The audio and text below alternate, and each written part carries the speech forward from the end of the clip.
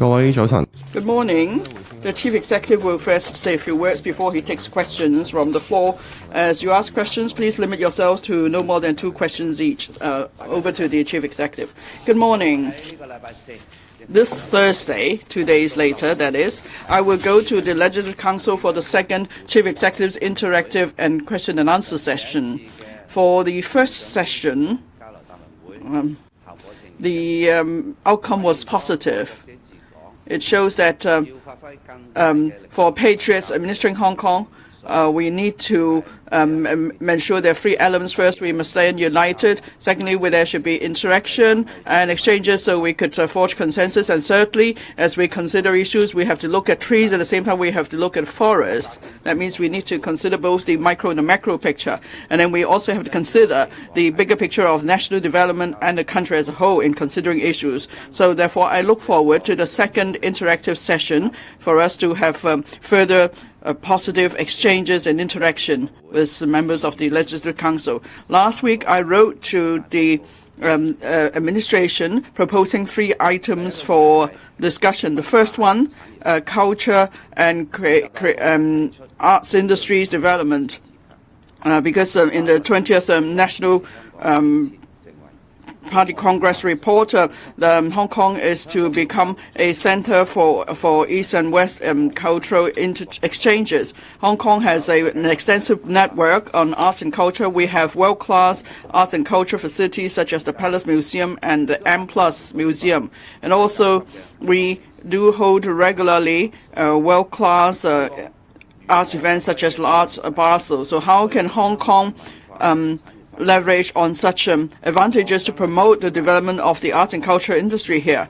And how then do we promote investment in cultural and creative industries so that we can nurture local businesses in this area to expand their market? Now, we want to promote cultural confidence. So what are the priorities? The second issue is about nurturing talent. Or rather, legal development. And in the 20th National Party Congress report, we need to promote law awareness and lawful, abiding by the law and so on. Now, in Hong Kong, we are ranked 3rd as the world's arbitration center. We have a well-developed legal system. We have talents that are in line with that meet international standards. We also host various legal conferences and forums here in Hong Kong. So can Hong Kong take advantage of this competitiveness and then build a legal training hub in Hong Kong? We could then consolidate our position as legal hub and contribute to the country's development in this respect.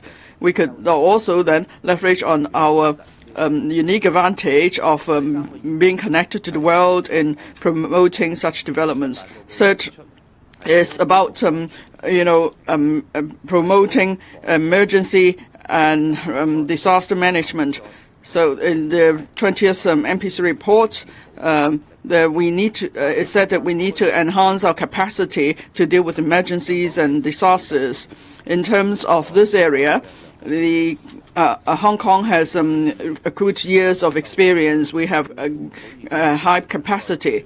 At the beginning of this year, we have a rescue and team sent to Turkey. We saved 4 lives to help with, and also our various departments have good training and techniques, but then in terms of hardware, we don't have enough support. But on mainland cities, they have major facilities such as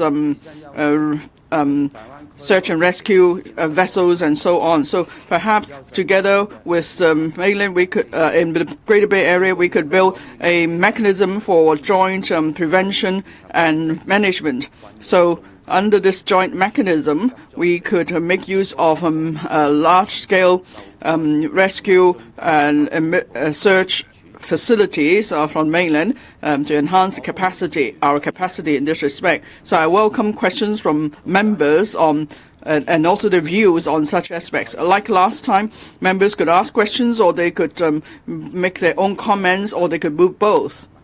If members ask questions on other aspects, I would be happy to answer those questions as well. After the last interactive and exchange session, I met with some members. I had further discussion with the views and suggestions that they made. I'm grateful to them for their proactive contribution. After the meeting of the Executive Council, the Executive Council will go into recess, and we will announce the resumption of the meeting later. And during this period, ExCo will still continue with this small group discussions and explore issues with various departments and bureau. Now, during the recess of the Executive Council, I will prepare my second policy address to be delivered in October this year.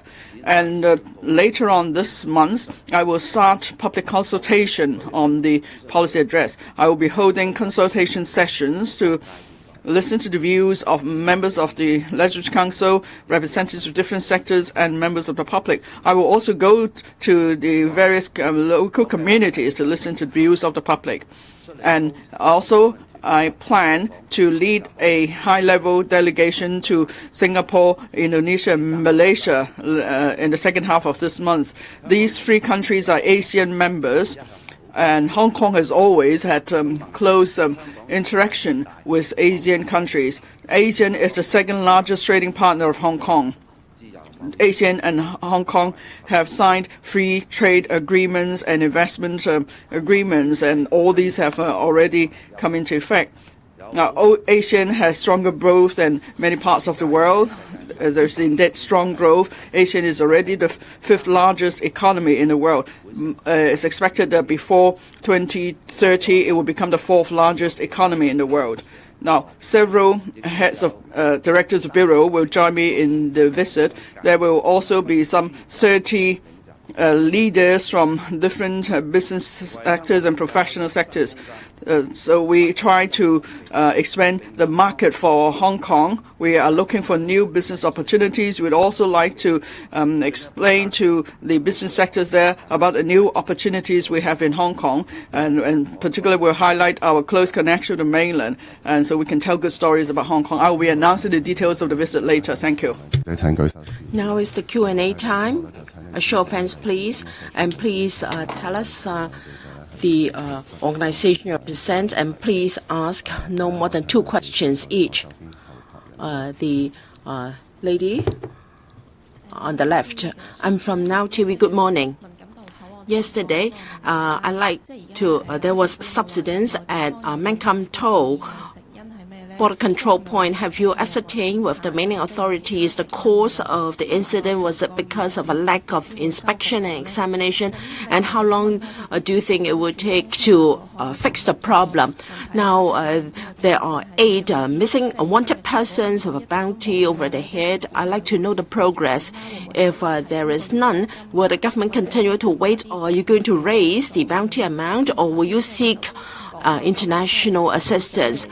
The chief executive just told us that he's preparing the next policy address, and he's going to consult the community. I'd like to know the sector you will focus on, and will there be any focal areas? Thank you. Regarding subsidence at Mancam Toll control point, leading to uneven service. We are quite concerned about that. And yesterday, the Transport and Logistics Secretary explained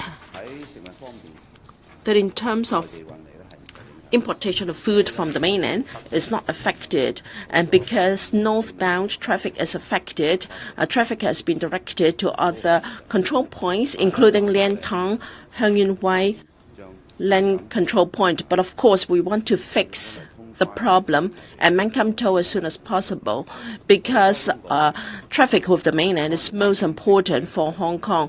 We have had some communication, and the mainland authorities is addressing that issue very proactively. Of course, I want it to be fixed as soon as possible, but from what I gathered, it will be about 1 to 2 months before the problem can be fixed. But we will keep in touch, and we will relate relevant progress to the community and the sectors as soon as possible. Regarding 8 persons who have breached our national security law and who have jeopardized the national security of Hong Kong, they are missing, they are wanted, and we have put bounty over them, and we are going to hunt them for life. We will spare no effort and will exhaust all means to get them. We will seek all forms of assistance, and any assistance to them will be taken to task, and we will also hunt for people who are supporting them or in control of them. Now, all these forces will be dealt with. During investigation, new information will keep popping up to ensure that our investigation can make progress. We're not going to announce the details of our investigation, but we will only step up efforts and also widen our intelligence gathering network, and we will step up our efforts to crack down on them. You have to understand that these 8 wanted persons, they have committed very serious offense. You should really hate them, and you should regard them as in the streets, and you should avoid any contact with them, and you should give us any information you know about them. You can get a reward. Anyone who can assist the police to arrest them and take them to court will be given an award based on the contribution you've made.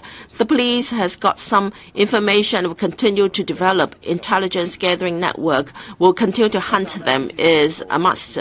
The third question is consultation of the policy address. We will take into account the different ways and means we adopted in the last consultation process. I believe the outcome of our last public consultation has achieved my objective. Of course, we will take stock of that experience and see how we can consolidate our work in any area. We will continue to work hard with my team, but for sure, I will set a lot of store by views of the public, and I will go to local communities to interact and engage members of the public to understand their aspirations for our administration. And that will help me to take stock of what we have done in the past year and areas we can further consolidate, and new areas we can tap into. Our consultation will be more comprehensive. Next, the gentleman in white in the front. The first question is, as you mentioned in Hong Kong Economic Journal Forum yesterday, the government received more than 100,000 applications from different talent schemes. How many applicants have been approved and arrived in Hong Kong? And what are the mainstream industry that the talents belong to? And the second question is, the Chinese government start to ban marine importers import from 10 prefectures. Will the Hong Kong government follow Chinese government policy? Thank you. I announced yesterday the situation regarding applications for admission into Hong Kong through our talent scheme. I'm very glad to inform everybody that within 6 months there have been already over 100,000 applications.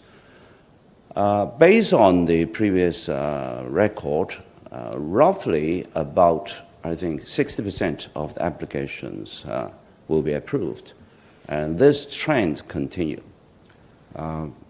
We will be doing an analysis later as to the different areas of talent that these applicants will fall into. It will be an exercise.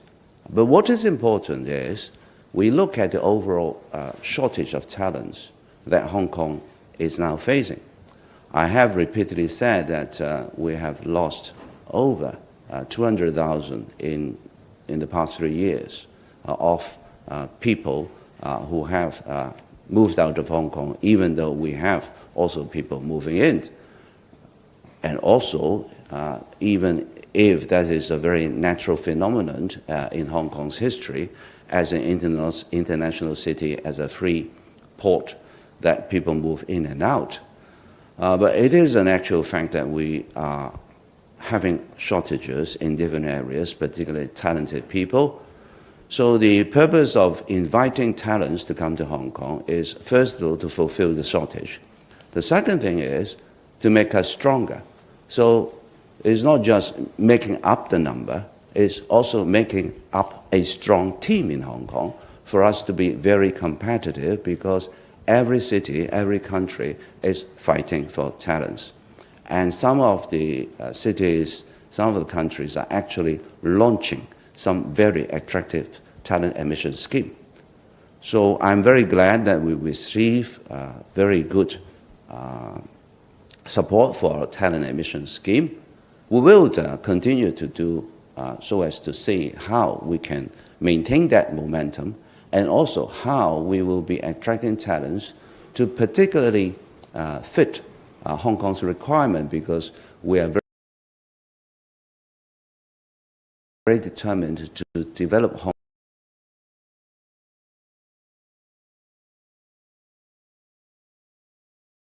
Kong in 8 areas.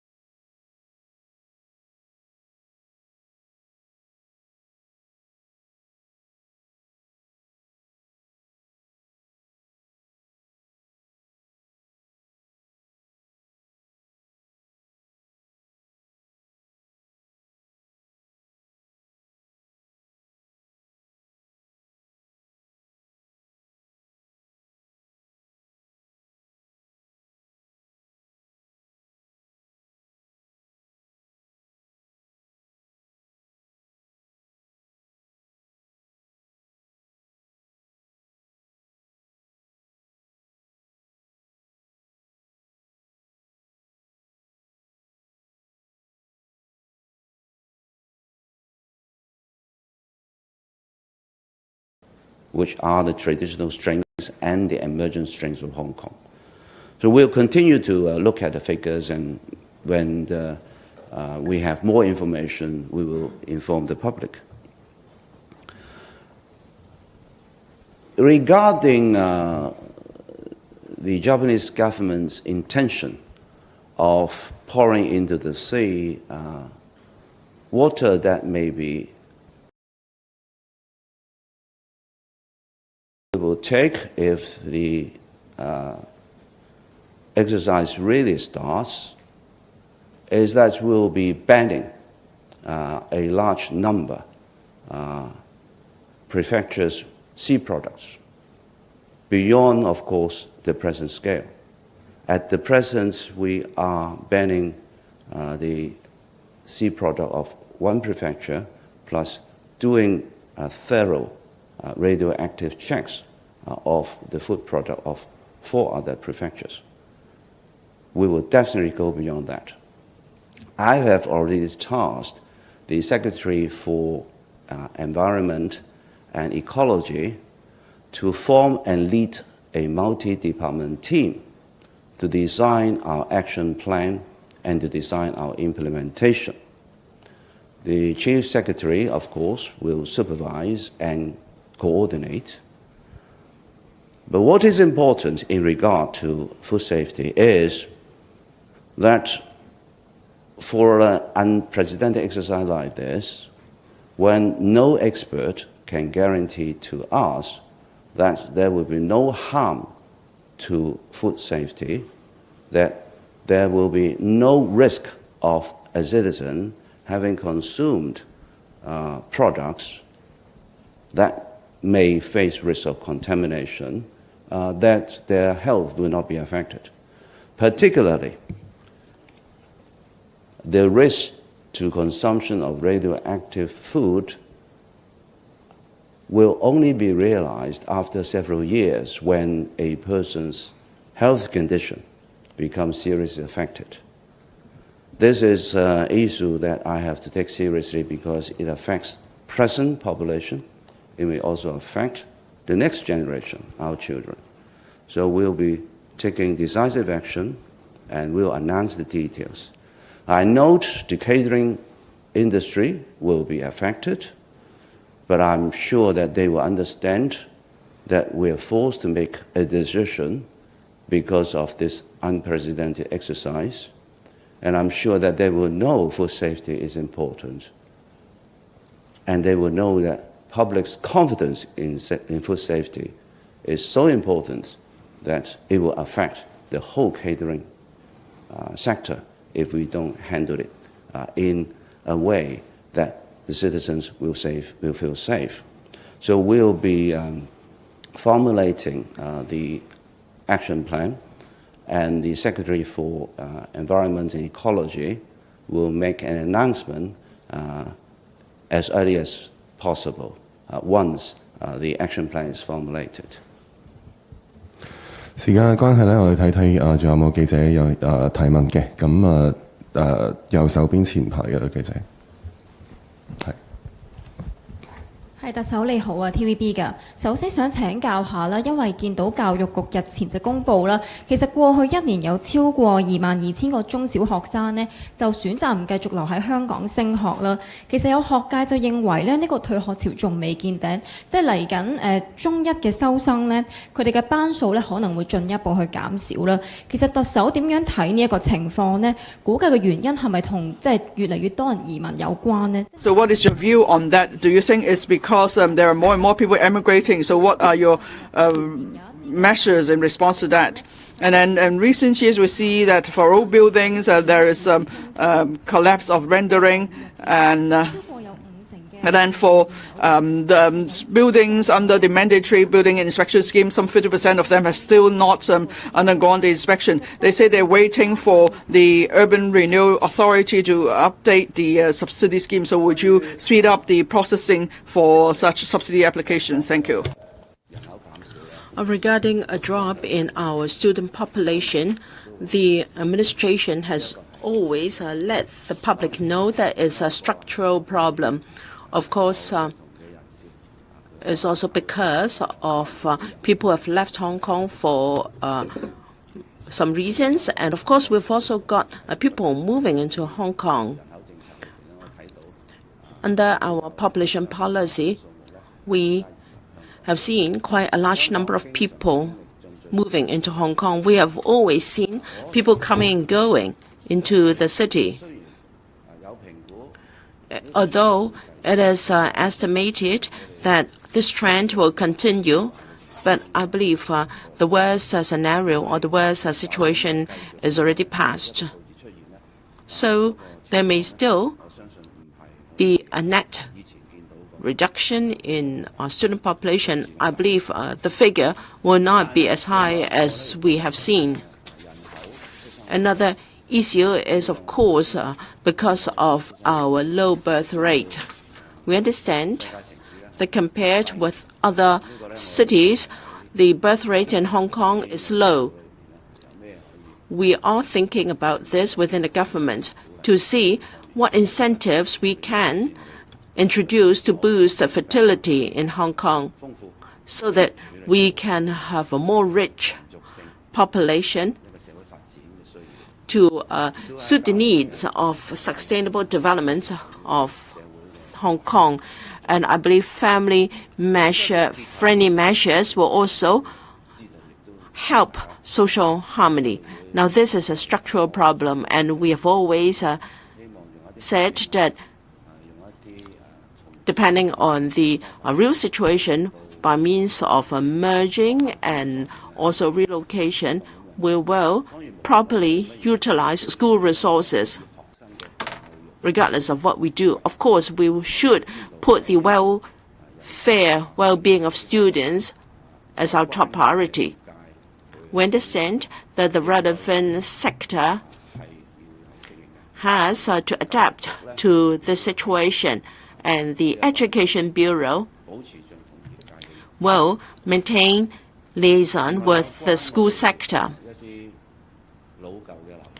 with regard old buildings in Hong Kong, in particular those who are over 30 years old, we have mandatory building inspection scheme. We will continue to enforce this scheme. I have to say that building safety is a responsibility of owners.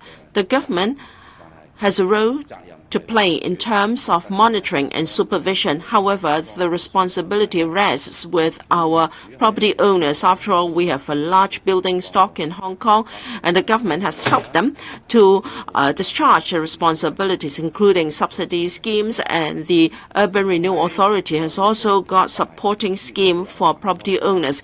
Given the volume of buildings we have in Hong Kong and also limitations and resources, we have to accord priorities to buildings who have imminent risks and hazard to the public. The government will help them to deal with them first. I believe our departments, in terms of management and enforcement, will step up their efforts. But I must remind property owners that it is their responsibility. Should there be an incident, the liability rests with the building owners.